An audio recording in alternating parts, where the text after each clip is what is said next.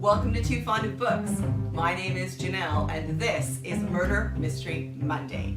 During the month of October, I will be recommending only Victorian era historical mysteries in a way of partnering up with Victober, which is a pretty major readathon here on BookTube, and I love participating in Victober, so I thought why not do a mashup because I really love the Victorian era in my historical mysteries.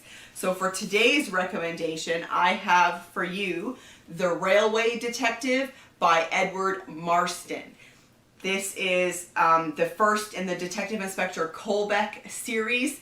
I love these covers, by the way. I just think these are fantastic. And I also love this, at the very top is the publisher, but it says Allison and Busby proudly presents The Railway Detective. And they do that on all of them. I just love that. So this is set in sort of the earlier Victorian time period. This is 1851. With the opening of the Great Exhibition at hand, interest is mounting in the engineering triumphs of the railways, but not everyone feels like celebrating. In an audacious attack, the London to Birmingham mail train is robbed and derailed, causing many casualties.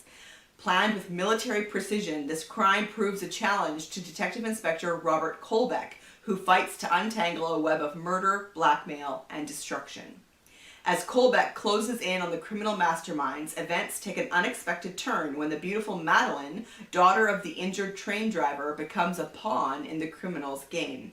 With time running out, good and evil, new and old, battle against each other. But will the long arm of the law have speed on its side?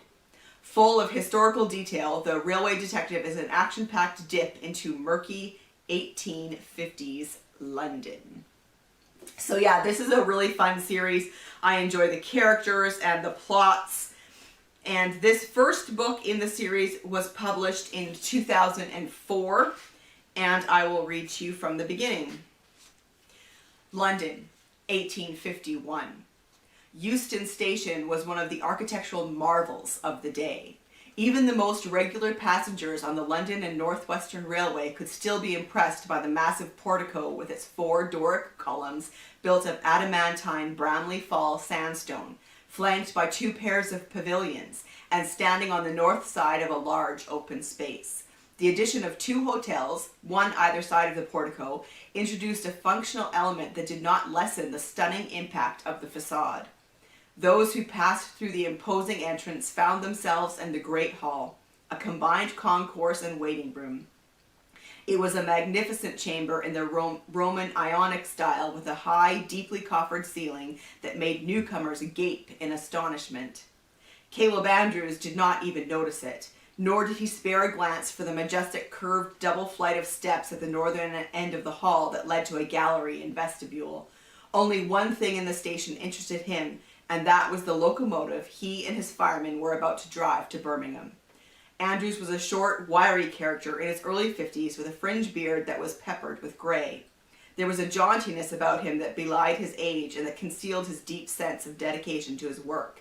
Caleb Andrews was a man who thrived on responsibility. So for today, I want to recommend The Railway Detective by Edward Marston. And I would love to know in the comment section, have you read any Edward Marston? He's got a number of historical mystery series. So yeah, let's chat about Edward Marston. Let's chat about Victorian era historical mysteries. And I will see you for another video soon. Bye.